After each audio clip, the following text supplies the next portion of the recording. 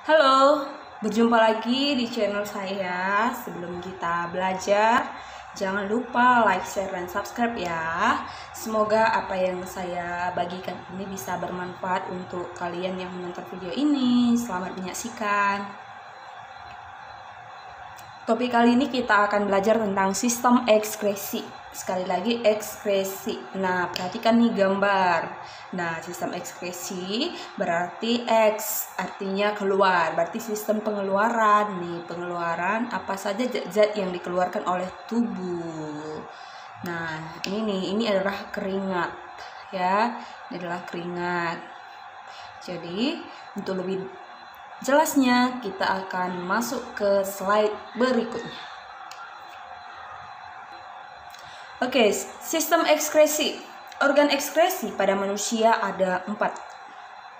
Organ ekskresi pada manusia ada 4. Yang pertama, hati. Yang kedua, ginjal. Yang ketiga, kulit. Dan yang keempat,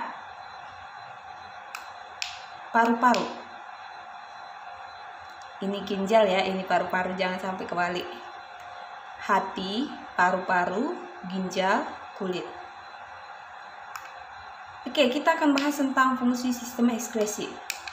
Yang pertama, menurunkan kadar zat produk metabolisme dalam tubuh agar tidak menyebabkan akumulasi. Artinya, proses metabolisme dalam tubuh jika tidak dikeluarkan maka akan mengalami akumulasi. Yang kedua, melindungi sel-sel tubuh dari zat yang bersifat racun. Jadi, keringat dikeluarkan dari dalam tubuh kita supaya sel tubuh kita terlindung dari zat-zat yang bersifat racun. Karena keringat itu mengandung racun, bukan? Selanjutnya, menjaga keseimbangan cairan tubuh atau homeostatis. Homeostasis, bukan homeostatis ya, homeostasis. Oke, membantu mempertahankan suhu tubuh. Oke, kita perhatikan sama-sama ya. Membantu mempertahankan suhu tubuh. Itulah dia fungsi sistem ekskresi. Sekali lagi, organ ekskresi tadi ada 4, ginjal, hati, paru-paru, dan kulit. Oke, kita akan bahas satu-satu dari organ ekskresi yang sudah disebutkan di awal tadi. Yang pertama ginjal. Oke, yang pertama ginjal.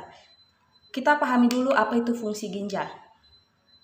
Mengeluarkan zat sisa organik dan racun. Betul.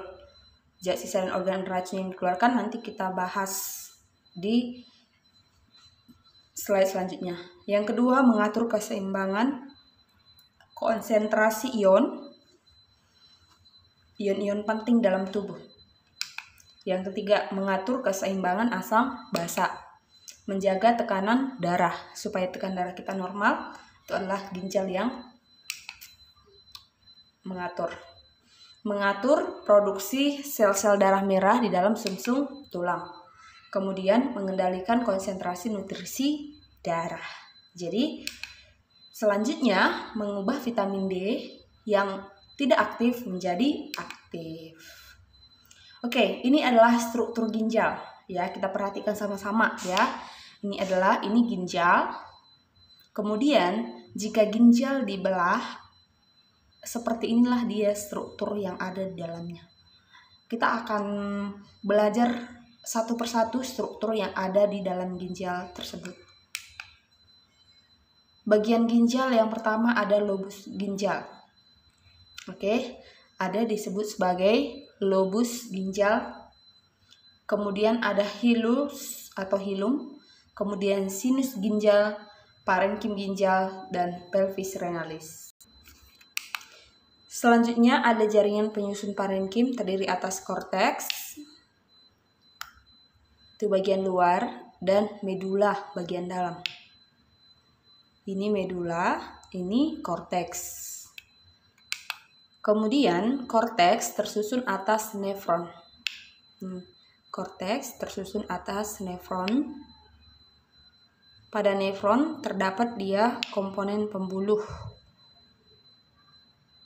Ya, seperti arteri, ya, kemudian ada kapiler, dan terdapat juga komponen tubuler seperti kapsul Bowman, tubulus contortus proximal, lengkung Henle, tubulus contortus distal, dan tubulus collectivus. Jadi, korteks inilah nanti akan terjadi proses pembentukan urin.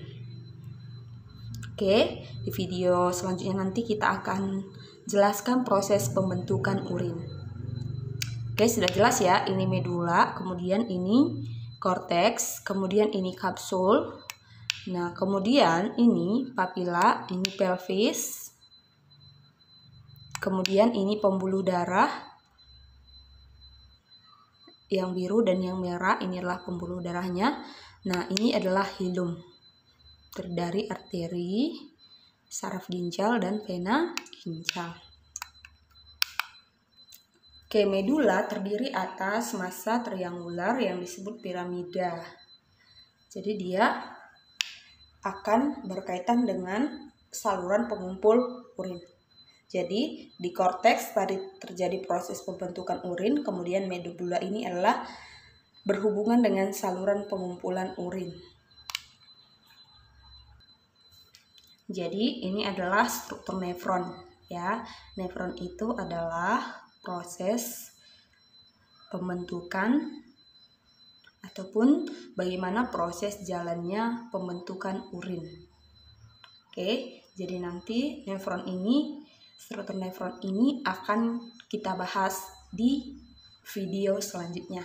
Oke, demikian yang bisa saya jelaskan tentang ginjal. Semoga kalian bisa memahaminya dan terus tonton video-video selanjutnya, pastinya materi akan tersampaikan dengan baik.